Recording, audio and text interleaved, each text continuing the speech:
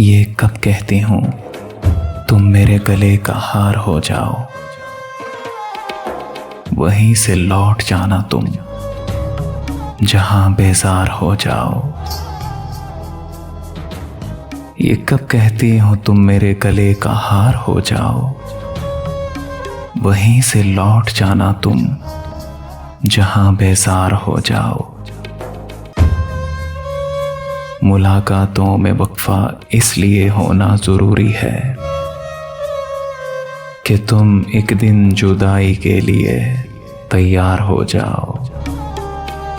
मुलाकातों में वक्फा इसलिए होना जरूरी है कि तुम एक दिन जुदाई के लिए तैयार हो जाओ।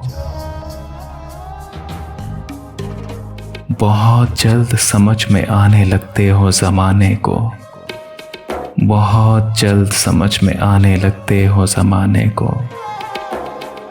बहुत आसान हो, थोड़े बहुत दुश्वार हो जाओ।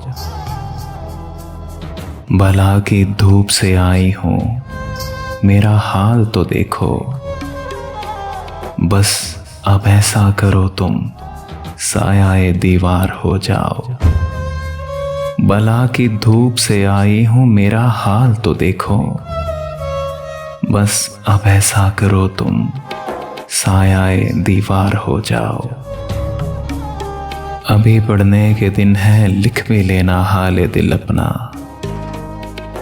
मगर लिखना तभी जब लायक़े इज़हार हो जाओ।